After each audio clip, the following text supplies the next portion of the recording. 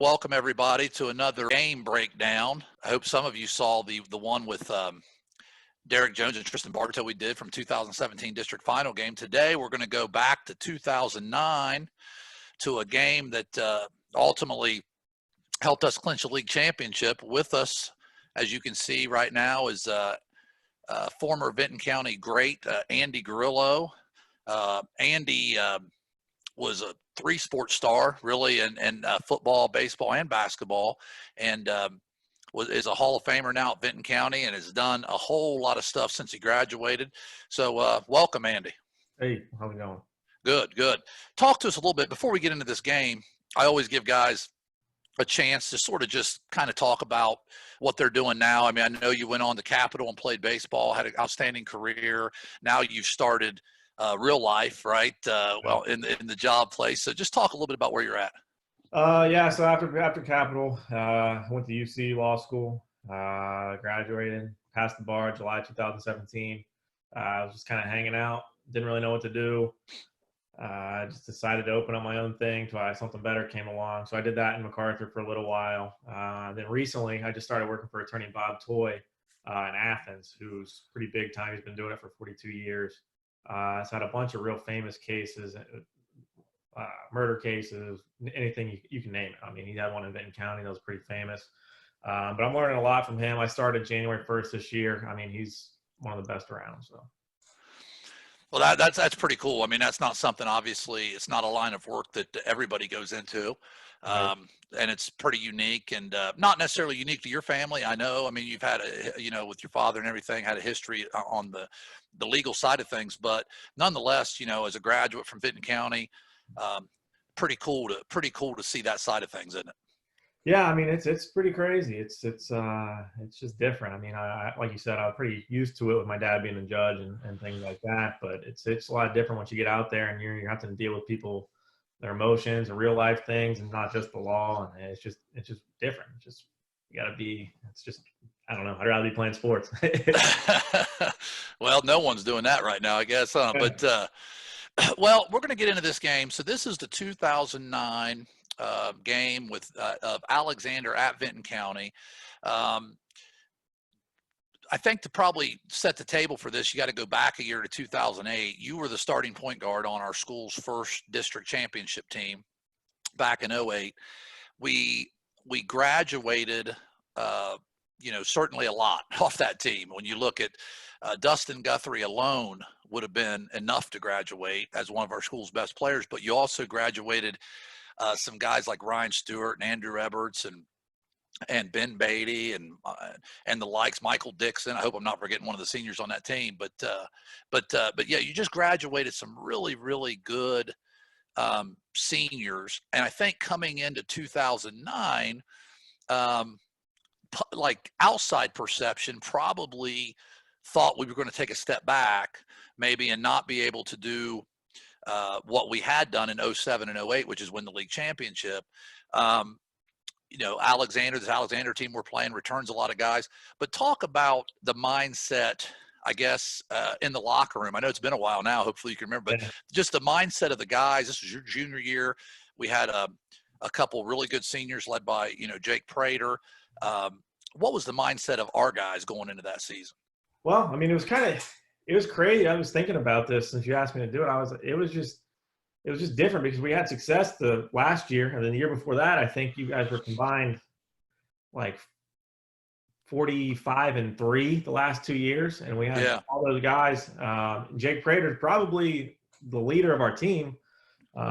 He came back, and then I was there. I had 1 year experience. Ethan played a little bit for that 07-08 team. Yes. And that's really about it, significant minute-wise. So we came back. I think we were picked to be like fourth in the league, and it was just kind of like I thought it was a little disrespectful because we had you guys coming back, but it was different. I mean, but I was always confident. I know Jake Prater's confident, but we had guys filling a lot of roles. I mean, like you said, we lost Dustin, who played college basketball, and just a lot of really good offensive role players and defensive role players from Stewart to Andrew Eberts to Ben Beatty and all those other guys. So. Yeah, I'm gonna go ahead and share this screen. You're right. I mean, I thought about that too, Andy. Like the one thing that we didn't have a lot of was experience, at the varsity level. I'm going to go ahead. Now, we're going to do the second half of this game.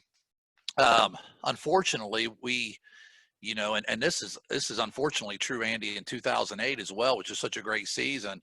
We had, over the years, some of the films have gotten lost or we don't have them anymore. We've got quite a film library, but there's some key games that we're missing. So, and this one here, we actually only have the second half, but it's a great second half to talk about. I'll let this thing roll for a second. But if you remember, we had played Alexander earlier. Actually, I didn't realize this. We'd only played him like 15 days before this game the first time, Really? which is a little odd the way the schedule worked out. I can't remember if there was a cancellation or what it was, but it hadn't been long since we played him over at Alexander and came up with a 4-point win over there. So you knew that they were going to come out. They were the pick of this league, and you knew they were kind of laying in the weeds. They were going to come out in this game and give it everything they had. And at halftime, we were down 33-30. So talk a little bit about that first game over at Alex and sort of getting that big road win, but then having to come back and sort of prove it, so to speak, here. Yeah, and as much as I can remember, it's been a while, but going over to Alex is always tough to play. I mean, they have that student section, that one basket where there's no wall. It's just kind of looking and you're shooting in the middle of nowhere. And went over there. I mean, we were inexperienced as could be, really, to be honest with you. It was a really big league test. The only other experienced team in the league was probably Athens. Right. But playing Alexander, you always knew they were going to do the 1-2-2. They had a bunch of experienced guys coming back. Frost, Barnhouse. I think the Hart was the other kid, the wing player. And they always ran that similar offense with the scissor cut right across the elbow area. But we won that game. But then it was really weird because, like you said, they came back 15 days later or whatever, and then had to play them again. It was just like the same game plan. So it was kind of they still to this day, Coach Gabriel coaches over at Nelsonville now, does a really good job teaching his press. Here you're going to see Dylan Guthrie. Now, Big Deal gets away with the push-off right there, which that's not the first push-off he ever got away with, the big fella. But talk about Dylan a little bit. Dylan was funny. I mean, he was in, obviously, he had the tough thing having to be in Dustin's shadow a little bit. Dustin had such a great career. But Dylan, when you look back, he was productive. I mean, it was like a double-double every night, whether or not it was pretty or whatever. I mean, like in this game right here, we're going to talk about you. You ended up having a real nice game with 16 points in this game. I think you have 9 points in this quarter. But Dylan kind of quietly at the end of the night had 16 points also, and it seemed like he did that all the time. Like you'd look and say, man, he had 15 points, 12 boards a night. Right. I mean, Dylan is obviously, like you said, he had big shoes to fill, but that kid is athletic. I mean, he may not move the fastest. He may not move. I mean, he's smooth, though, when he does everything. He's got great hands. I knew if I threw a ball down to him in the post, that kid was going to get it. He might not out-jump you. He might not do anything, but he's going to get it, and he's going to score. He had unbelievable touch for a big guy, too, which was just insane.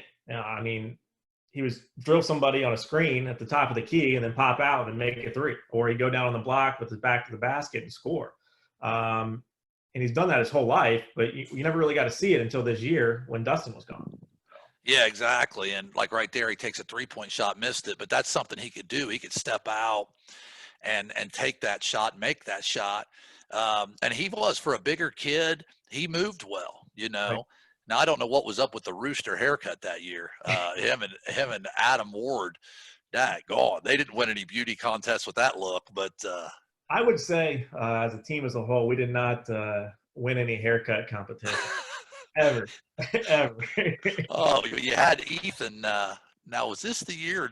Was Ethan? I can't tell on here. Did he have the real shaggy look? This going on this year? Nah, it's pretty short right there. I think. Okay. Yeah, 11. He's real short hair for Ethan, at least.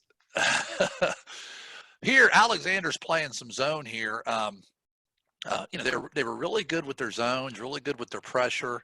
And here in a minute, now we actually played more zone in this particular season than we have in some. With playing the two posts so much with Jake and Dylan together, I think, although Jake was as good a defender as I've had. I mean, he could guard all 5 spots, but we still played a little bit of zone.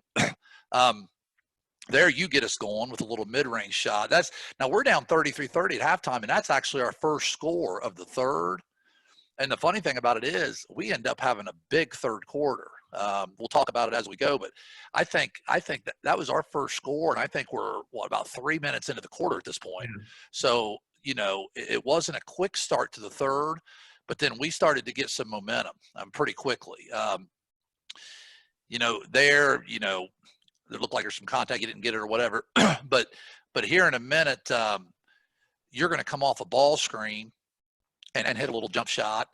And Coach Miller, Coach Jeff Miller on this staff, he talked to you a lot about ball screens. If you remember, I think he even gave you like a video at one point, to study on how to use ball screens. He did. I mean, he definitely, I watched that. It was like Steve Nash, Rajon Rondo, and how to do whatever you can do to, whether you split it, if they come up and double team you, or extend it out, or do all those other things, and where to look. And it really helped me, honestly. And it taught me really how to be aggressive, because I wasn't the most skilled dribbler, like in between your legs, do whatever. I was more of a start and stop guy. But doing that, coming off a ball screen, we'd run that check and we'd have shooters everywhere. It just really kind of helped me change my mindset and expanded my offensive game, really. Yeah, no doubt. I mean, the funny thing about you, Andy, is, you were thrown into sort of a unique situation, man. I mean, like, as a sophomore, your first varsity experience was on a team that ended up winning a district championship. So you had a lot of experience. And normally the point guard position is the one area where, a coach would tell you they'd rather not be inexperienced. But, do you think, looking back, I mean, here's that little ball screen, you come off, hit a jump shot, looking back, getting your feet put to the fire early, do you think that was something that helped you in the long run? Yeah, I mean, I'm always pretty confident in myself athletically, or doing whatever I was doing, but it was weird. I mean, I was getting thrown in with those guys, Dustin, Stewart, and they've been around, they've played. Jake Prater, he's been around, he's played. I was nervous. I remember the first game at Southern, like it was like yesterday. Dustin got undercut on like a play, and he wanted to fight somebody, and I was just like, this is varsity basketball, I guess. But I guess what did kind of help me going into that season is I played varsity football that year too, so I knew all the guys. I played wide receiver, and I was one of the only underclassmen that played on that pretty predominant senior team. So I guess I had a little bit of a relationship with them from that. So I guess that was fine. But as far as experience-wise, I didn't know. I played JV the year before, and then I got thrown into a really kind of a historic season. So yeah, no doubt. So there, Levi hits a little mid-range shot, which is definitely the best part of his game. Him and Adam were sophomores this particular year, so they were still a little raw, a little unproven. Ended up both being really good players by the time they were done. But they brought a little. Those two guys brought a little spark to us as well, I think. Oh, absolutely. I was. There'd be a couple games where those two would just carry us. I remember one game at Belpre. I think Jake Prater and Brandon Clark both had mono this season. Yeah. I think Levi scored like 19, or he had a crazy game. He went bananas or did something. Yeah. Wise. And then there'd be games, and Adam, I remember one from our senior year where he'd come in. He won us the game at Nelsonville one year. I mean, he had 20, just made threes left and right. But those two definitely played defense too. I mean, they were on ball guys. They came in from JV. We never really played with those guys until this season. Right. So they came in, played a role, filled a role, and excelled at it, honestly. Jake gets a little turnaround jump shot there. That was his game, mid-range shooting, defense. He took a charge here a few minutes ago. Talk about Jake a little bit. I mean, here's a kid who had a great career. I mean, if he does, I've always said this, if he doesn't play at the exact same time as Dustin Guthrie, people probably remember him even a little bit more. But I mean, I'm telling you right now, he was one of the best, definitely one of the best post players, if not all-around players I've ever had. I mean, he was a great player. I mean, that kid was solid. I mean, he's probably the winningest player maybe in TVC history, and up there in Ohio. I mean, the kid only lost maybe 10 games his whole career. He had a great career. He was there at the right time, for no doubt about that. But no, he was solid. I mean, he had a mid-range, like you said, like a 15-footer. He's knockdown. He'd set a screen, he'd pop out, he'd shoot, and then he'd lock up anybody defensively. He'd block shots, he'd rebound back to the basket. He was really good. I know when we ran quick or anything like that, that's a guaranteed bucket out of one of our sets. And he knew the offense inside and out, and he'd execute. everything. I mean, the kid's solid. Yeah, no question about it. There's and there's like Taylor there gets a basket. I know he's another kid that you played your whole life with, that group of you and Dylan and Taylor and Ethan and Stevie. We're going to talk about Stevie here in a little bit. I mean, that was a group that you pretty much played with from day one, wasn't it?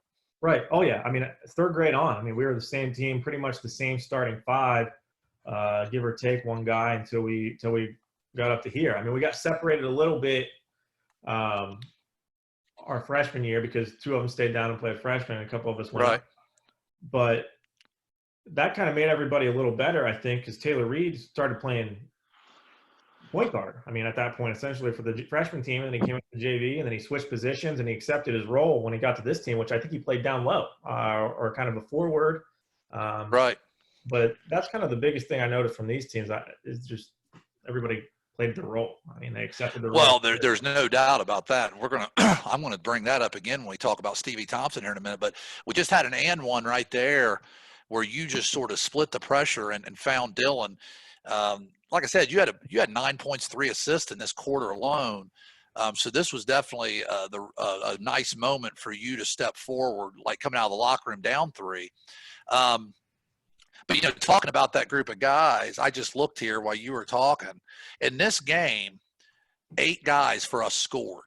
Now, that's, and that's kind of the way it was all year with this team was, because I can remember like at all league stuff, we would go into like all league stuff, and we won the league. So a lot of times your player of the year comes from the team that wins the league, right?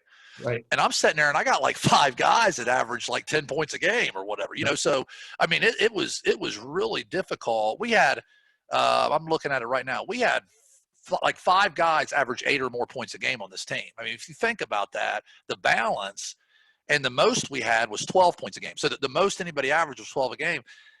I can tell you from previous years, that's unique. Normally you have to lean on a guy to get you 16 or 17. Here you are hitting a 3 at this point. You're starting to feel it a little bit, but normally you have to lean on a guy to do most of it for you. This team, it could be anybody.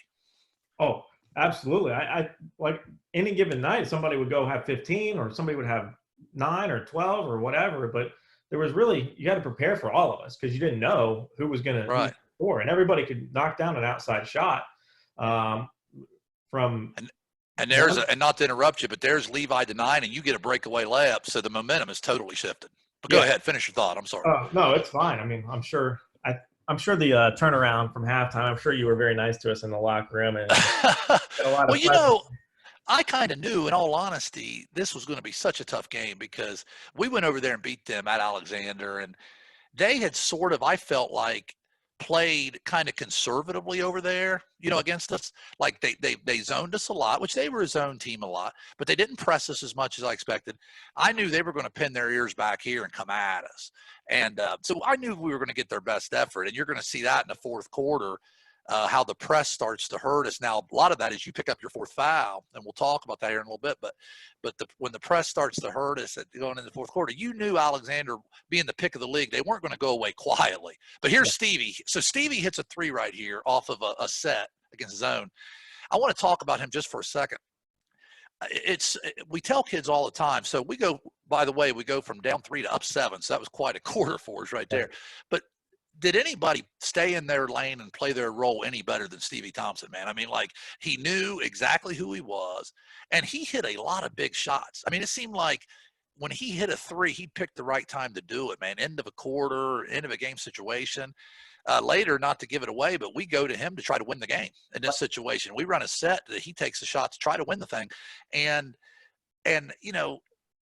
he could have very easily been like, man, I want more playing time. I'm going to get in there and show Coach Combs I can go off the dribble. I can do this. I can do that. He just stayed in his lane, man, and just did his job, which was hit big shots. Right. I mean, that was his role, and that's what he's good at, and he accepted it. He never questioned it. He never did anything. I mean, it's just who he is as a person.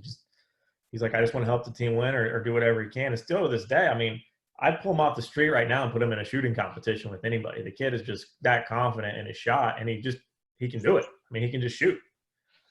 Yeah, he is he was a kid who over at Alexander, I remember he had a big shot. I want to say it might have been at the end of the third quarter as well. So he sort of bit him twice. I can remember a game we ended up losing, I don't know if it was your senior year to Jackson that he hit a 3 to send us to overtime in that one. Yeah.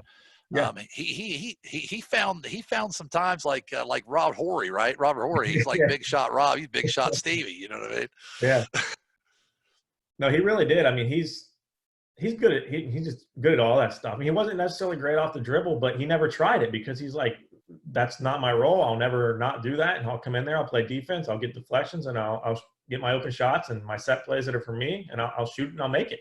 And that's what he Right. did, and never changed from that. Yeah, no doubt, no doubt.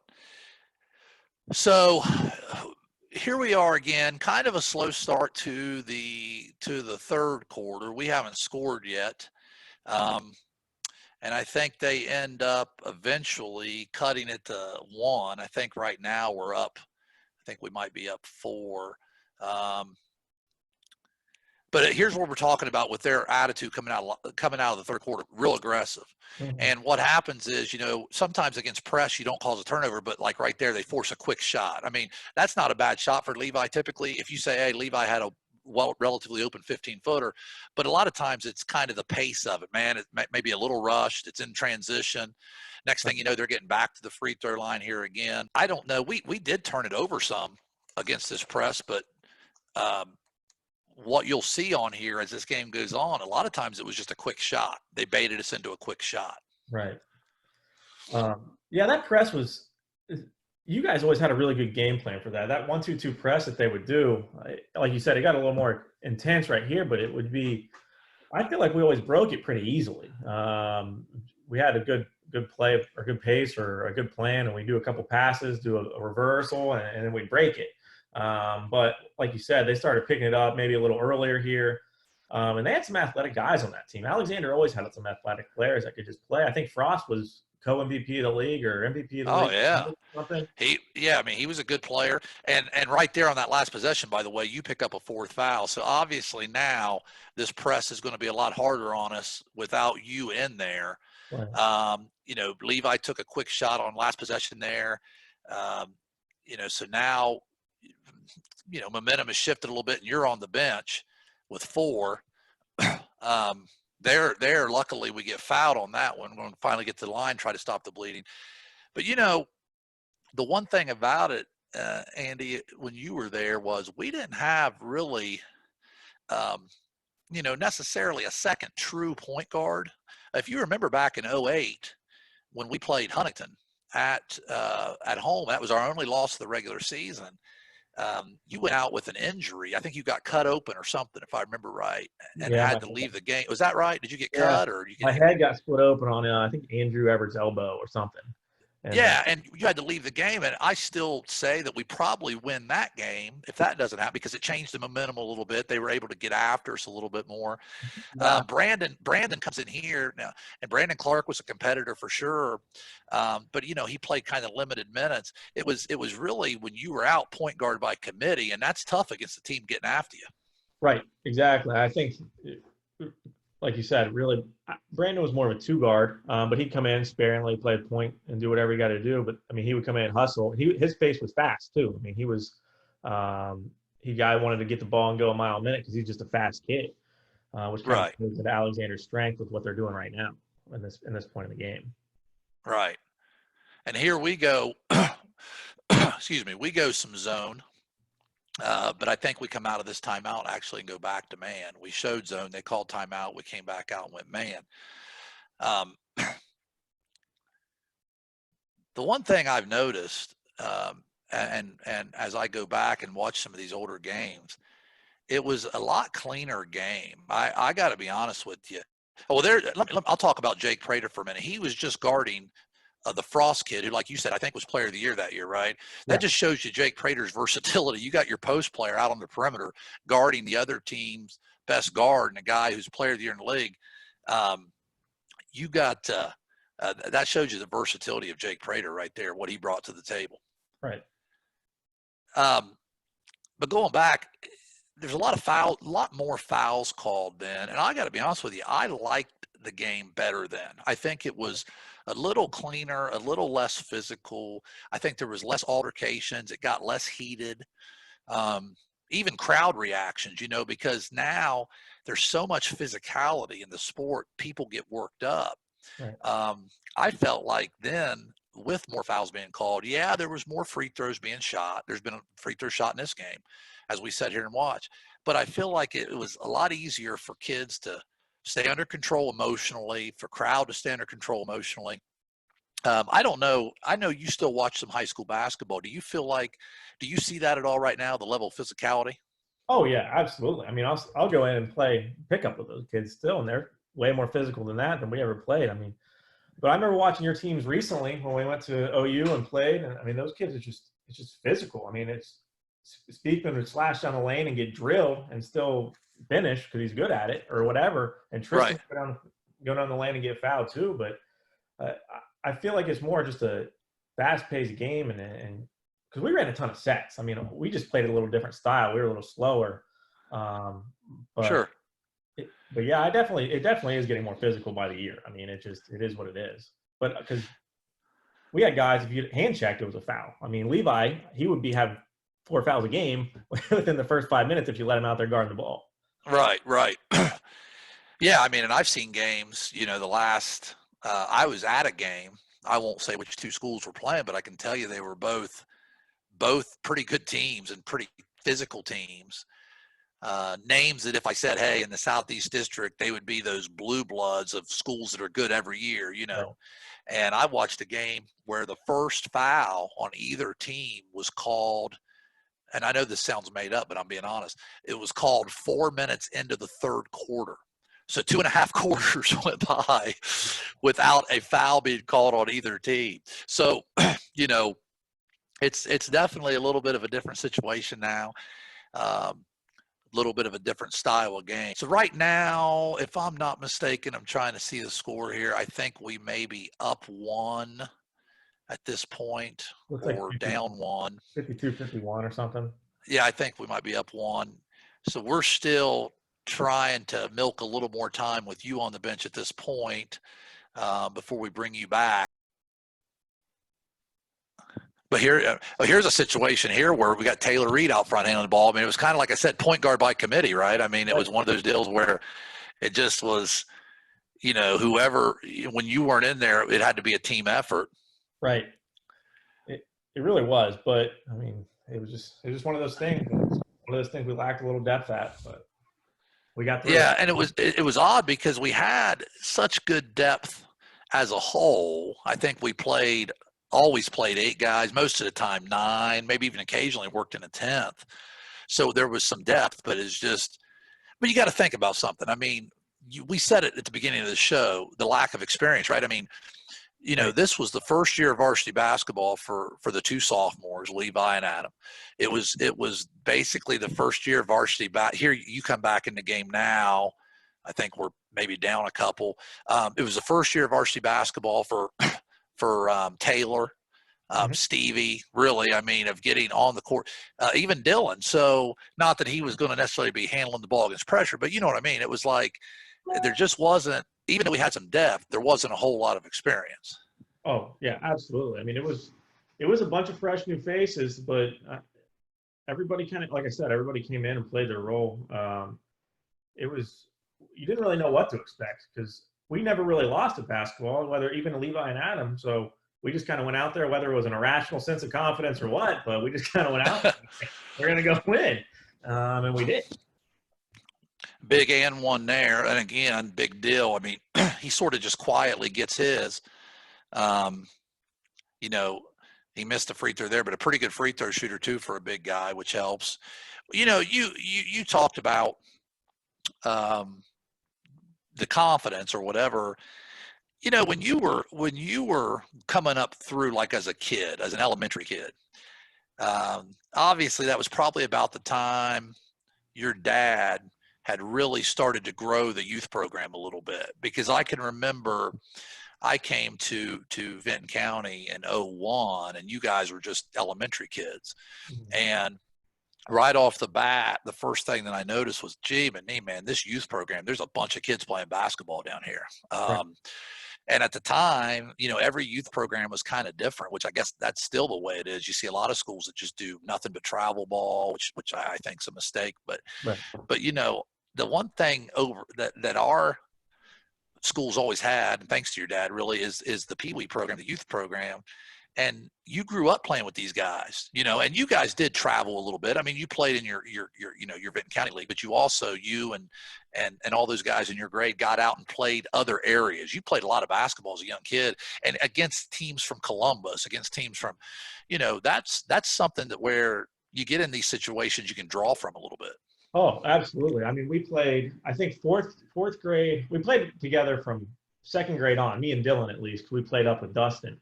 And then fourth grade, we joined up with the Angle boy, the Mays boy from Logan, and we went up to Columbus and started playing LYB. And we took our 4 or 5 people that stuck it out and played on this team, and they went up with us. I'll never forget this. This is kind of a funny story, kind of off topic, but our first ever game was against, listen to this lineup: Jared Solinger, Stevie you could stop right there, but go ahead. Yeah. Adrian Bell, Trey Burke, and a couple other guys. The guy Jackson that played with Wisconsin, and we lost by 40. And we were like, man, maybe this isn't cut out for us. But we kept playing until like 8th grade, and we started winning some tournaments or whatever. Obviously, those guys moved up to like the higher class of AAU or whatever. But we started winning some tournaments and really started getting our confidence. Even when we go in shootouts in the summer, we beat some teams we'd have no business beating, just because that's how we work. That's how we play.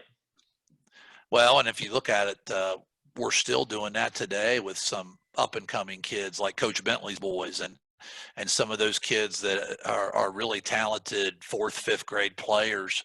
And your dad's still right in the middle of it still. He didn't, it's not like he quit doing it after his son graduated. I mean, he's done it for years, but they're still playing that level of competition at that young age. And I think there has to be balance. And I don't want to get off on a tangent here, but in youth basketball or youth sports, there's got to be a place for the higher level player to play some of that, Right.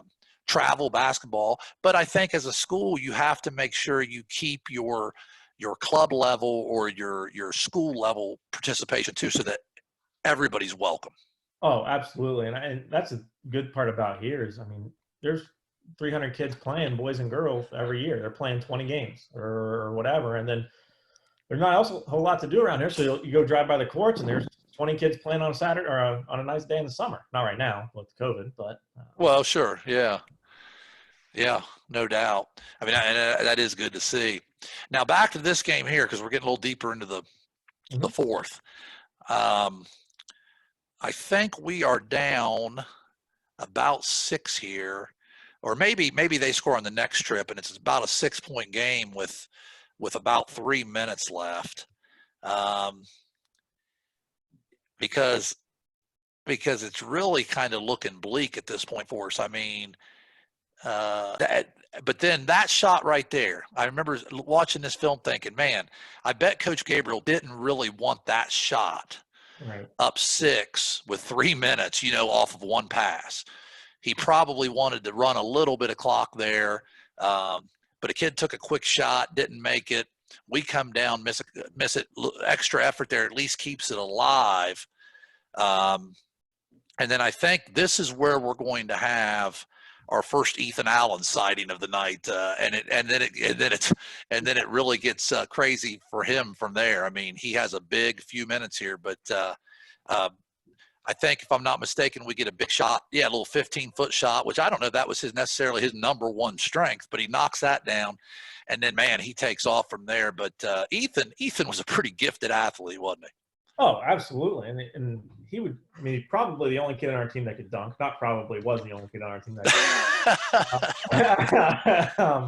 could and he was just a slasher. I mean, he'd go to the hole and he'd just hang in the air and he'll make some reverse layup that was crazy. And everybody would just be like, dude, what are you doing? And he would take it and he would make it. And then he would just, I mean, he loved the baseline. That was his favorite move. He lived down there, just running down back and forth in the short corner area, the baseline. Wasn't a real big jump shooter. Okay, free throw shooter, but you've always kind of waited for him just because he could take over the game whenever he wanted to. But he always kind of picked his spots, and then when he did, you knew it. And he kind of took over the game as he did here. He was a kid, to be honest with you. Like I always kind of wanted to get a little more out of it. I think I was so enamored by his athletic ability that I always thought, man, we could take this to one more level. And, you know, he ended up being a really productive, good high school basketball player, no doubt about it, and a great kid to coach. I mean, that there's no doubt about that. I mean, he's an excellent young man. Here, we're down 6 again. Jake gets to the line. There's only a couple minutes left. He's going to end up making both of these. And at that point, you know, we have to crank the defense up a little bit because, like I said, only a couple minutes left down, you know, 2 full possessions down 6 here until he knocks these free throws in. You know, the funny thing about this team was, and, you know, we had games like this, it was like, even when we were down late, there was a certain level of composure with you guys. I mean, there wasn't a whole lot of freaking out in these situations, you know, which I think helped us win some close games that year. Right. I feel like I remember a bunch of games that were just dogfights that year for some reason, and it was just we really never did freak out. I think everybody just kind of was like, all right, this is the situation. This is what we got to do. And like I said, it goes back to we all just kind of always expected to win, no matter really what was going on. Right. Which was kind of unique too for a team that, like you said, we all really mostly everybody's first year of playing varsity, and everybody was kind of like, oh, well, here we are. Yeah. Well, and there's Ethan again. So he hits that jump shot, like you said, that got him going. So he gets a steal there. I mean, just athletically, just sticking an arm out, and he makes a couple defensive plays here we're going to talk about in a minute that just very athletic plays. But he gets to the line here. I think we're down 4 at this point. He makes the first one, and he's going to end up as both teams sub here one. He's going to end up missing the second one. So it's a 3-point game, and we're going to end up fouling with a minute. I think when we commit the foul down here, there's going to be a minute and 9 seconds left. Okay. And we're down 3. So we commit the foul here, and there's a minute 9 left. Like I said, down 3. What was this kid's name? Was it Toller? Was this the kid that transferred in to them from maybe Megs? Yeah. He came in his senior year because Alex was like, Alex lost a little bit of kids too, and this kid did come from Megs, who was a really good productive player at Megs, and like right before the season, he's like, I'm going on again. I forgot about him, but yeah, no, he definitely did. He was a solid basketball player. Yeah, no doubt. I mean, he brought a lot to them. So we're down 4, minute 9 left. They extend their 1-2-2. You know, you talked about this, that we'd been running against this 1-2-2 for years. Back when Jake Hale used to be on the top of that thing, 6'7". It was tough. There's Ethan with an and one right there. Again, didn't you just say a minute ago he really liked that baseline? Mm-hmm. He liked that baseline drive, and right there is an example of that. He gets to the rim, gets fouled to cut it to 2, and we're subbing offense and defense, so Big Dill has to come out. No offense, Dill, if you're watching. We had to take you out for your defensive prowess. But we end up actually getting a big offensive board, and look who came in for Dill. Adam Ward gets that board. Yep. Gets a big offensive rebound on it. So we're down 2. And now this is late, okay? I think we're well under a minute here. So we're down 2, and we call timeout. Now we're going to come out of this timeout, and you said we ran a lot of sets. So you can tell we come out of this and we try to run something. Now you're going to see some people stand up here, so it's a little harder to see.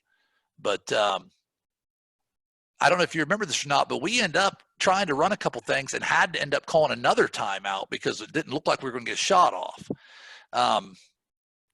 They're in zone, and we may not have expected that and called something out of man. I can't remember now, but we eventually, we try to let you guys see if something works out, and eventually we have to just call another timeout. And I don't know if you remember the play we ran after this timeout right here, but we ran high to Steve. Okay. We ran high. You'll see us run high to Stevie, and Stevie gets a good look. And then, of course, Ethan gets the famous tip in. Now, all these people are going to stand up. Now, look who stands up right here. We got another Red Thompson sighting in just a second. We Oh, had one. I saw the shout out on the last one. Yeah, oh, yeah. So Red's going to pop up here. Alex calls it that. Well, I forgot Alex calls a timeout because they wanted to see what we were running because there's only a few seconds left here. There's Red right there. He pops up with the notebook. But it's hard to see, but we run high. Stevie head fakes, gets a look, misses it, and there's Ethan with maybe the most famous tip in, at least in my 20 years probably, Yeah, to tie that game and send it to overtime. So the funny thing is, obviously, momentum on our side here because Alexander had to think, gee whiz, we had this thing won. We run a tip play right out of the gate. You get a quick bucket. So all momentum at this point is ours. But and that tip play, I'm sure, was a credit to Coach Miller as well. I mean, you got to hand it to Coach Miller. He was an X and O. He was a guru, wasn't he? Oh, absolutely. I mean, he made our lives just so much easier because that was our game. I mean, we were just execution, setting screens, doing whatever, and he taught everybody how to pick and pan and what areas to look at, and even like we talked about earlier, the ball screens for me. I mean, we had so many set plays. There was no way a team could know them all. I mean, it was unbelievable. We go, if we need a bucket, we just run a set and we get a bucket. It would be a layup. It'd be crazy. Well, and you had to have a smart team to do that too. I mean, we've had teams that we've ran a lot of stuff to like that, but I've had some teams that just couldn't handle that. But this was a group of pretty bright guys on this team that could soak that in. This game, man, was just crazy back and forth. I said just a minute ago, we had all the momentum, right? We come back, we tie the game, we score quick on that tip play. And then here Alexander comes down and scores 5 unanswered points right back at us to go up 3. And it's just like, here we go again, man. I'm sure in this game, both teams felt like they blew opportunities a couple different times. With us, we had that lead going into the 4th. I'm sure, we sort of felt like we blew that. Then Alexander had a 6-point lead with 2 minutes left. I'm sure they felt like they blew that. Yeah. It was a game of runs, man, a game of momentum shifts. It was definitely just a back and forth battle for sure. Some lead changes for sure in the second half. Yeah, I mean, like you said, it was kind of their last ditch ever. I mean, they don't win this game, they don't get a share of the league title. I mean, we had it. I think we were pretty close to having it wrapped up at this point. If we just all we had to do was win, we'd be sole champions. Right. Yeah. No, it basically was. It was going to be for them to get a piece of it. I think looking back, and I can real quickly peek at the schedule. We ended up having to win a couple more league games after this, but this was right at the end of the year, Yeah. So I don't know mathematically if this clinched it for us. But I think it was going to be pretty close either way because, like I said, there wasn't a whole lot of games left. This was a February game, so they were pretty senior oriented too. I think they had 4 or 5 seniors that played a ton, didn't they? Or I think so. Because the following year, they still had a pretty nice team the following year, but I think they brought that real big kid up from JV, right? What's his name? Hart, maybe? Yeah, big. Heidelberg, I think. Yeah, he was an athletic kid that they brought up the following year. So there's a big turnover there by a good player. He traveled. We were Jake's free throws a minute ago. Jake Prater's free throws cut at the 1, and then on this possession, this is sort of a huge play right here. They're pressing us again, and you just split this thing with a dribble and find Adam for an and one. Or no, I'm sorry, it wasn't an and one, it was just a bucket, but that put us up. I was thinking it was an and one for some reason. But again, the one thing about their press is it hurt us a lot, but we were also able to break it a couple times at key moments, weren't we, to get a basket? Yeah, definitely. I think, but that's kind of how presses work. High risk, high reward, I guess. But I mean, it killed them there. I mean, but we did. Yeah. With it. The key was just not getting the ball in bad places, which we did a couple times in this game and just turned it over. I mean, you can't get it in the sideline or any sort of corner or anywhere. But right, not against that zone press because they're very well schooled on what to do when you get it there. Like Coach Gabriel still runs that today at Nelsonville and does a good job with it. Like they'll run it and they know their areas they want you to put the ball in. And when you do, they're like, they smell blood in the water at that point. When you put it in that spot, they come at you. Right. And again, I mean, Coach Miller's credit, he taught me, just play between the volleyball lines and you'll be fine. And that's kind of how my thought process throughout whenever I had the ball or dribbling or passing or whatever. Yeah. I think after this free throw, we're tied. So I'll just kind of let this thing play out. We can talk about it or whatever. Yeah. Again, they've really cranked up their press now because that top guy doesn't usually pick you up that deep. Oh, no. Yeah. So there, Levi probably rushes that a little bit. I mean, again, and it looks like they're going to have a breakaway. Jake comes back, makes a great play, and blocks a shot. So that's the first defensive play that really jumped out to me there was Jake just coming back. Down in front, lady, down in front. Christmas. Don't they know we're going to be talking about this game a decade and a half later, and we got to see what's going on? I mean, come on. But that play that Jake makes there was the first defense play that really jumped out at me. And then you're going to see another one here in just a second. We get a jump ball there. And then on the out of bounds under, Ethan gets a hand on it. He was so good at that right there. Like he had a knack for guarding the ball on an inbounds and just deflecting it on an open. I don't know how many times that year he caused a turnover on an out of bounds under. Oh. And then Taylor makes a couple big free throws here. I mean, that's Taylor for you. I mean, stepping up in a key moment, not flashy, right? Just kind of doing what he's supposed to do.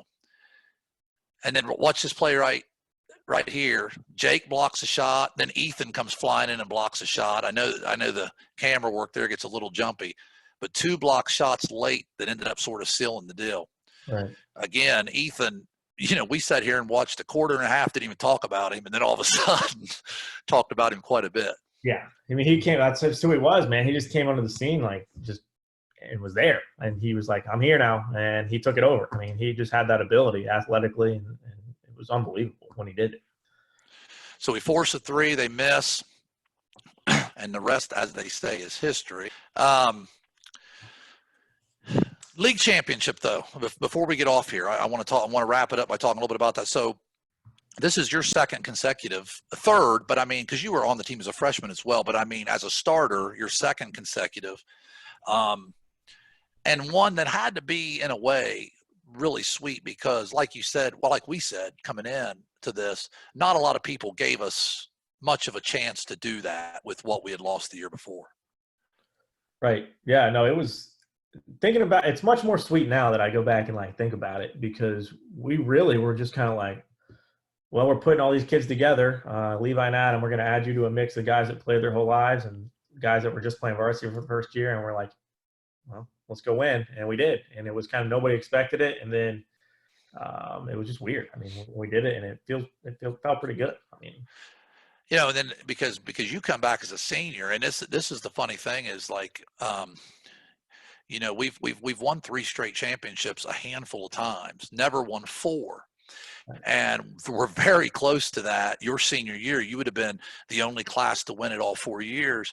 We get beat in 2 really close games. I think a 1-point game and a 2-point game to Athens the following year. Those end up being our only 2 league losses. Right. And one of them was that crazy Miracle at McAfee nonsense or whatever I call it. But I'm sure the people at Athens look at it differently. But I remember that shot.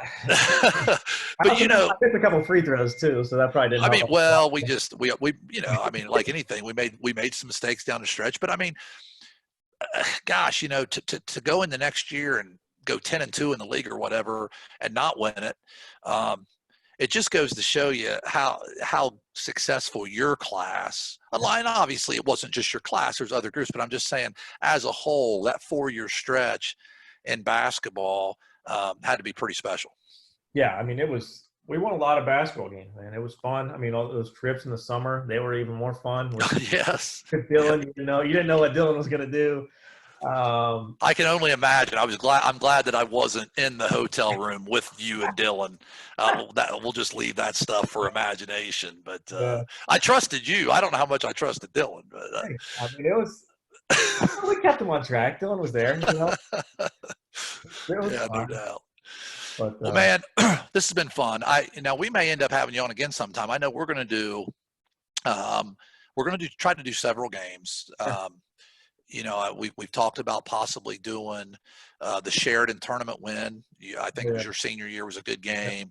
Of course, this particular season, we ended up winning the sectional against Gallipolis and going to the districts. And probably, I don't want to, it's hindsight's 2020. Had a really good chance to beat Hillsborough if Dylan doesn't go down with a fourth quarter ankle injury in that game. I think we got beaten overtime. Yeah, and I think with that injury to Dylan in the fourth quarter probably broke our back there a little bit. But so, there's still some games we may do. Unfortunately, like I said earlier, in 2008, we do not have the district final game on film, which I hate. If there's one game I wish we had, I'd love to have you guys on, you and Dutt and all those guys on to do that game. Maybe I might be able to find some parent that has it somehow. I don't know. It's the one game I wish more than anything we had. But man, it's a lot of fun for me. I enjoy just visiting with former players of mine. It's fun to look back at some of these moments and break down some of these games. But I appreciate you taking time out. I know your work is really starting to pick up again. I know you're busy, so I appreciate you taking time to do it. Hey, no problem. But you definitely got to use that Hillsborough game just to see that screen Dylan set on that kid at the top of the key. The whole combo just went, oh. Well, here's what's funny, and that's one I don't have that game. I have the Gallipolis game to get to the sectional. I do remember that screen though. I mean, here's the thing. Like, I've always said this about Dylan's screen. Like, they weren't all illegal, but most of them were immoral. You know what I mean? Because when he set a screen on you, it's kind of like playing pickup basketball with Marcus Games. You know what I mean? When a dude hits you with the screen, you're not coming back from that real easy. I'll tell you what. I'll never forget the practice. I think you were really mad at us because we were being real soft, and we had a practice where we just boxed out and set screens the entire time, and we were just chucking people. Like, who cares if you get a moving screen? And it was pretty physical, but it was one of my favorite practices.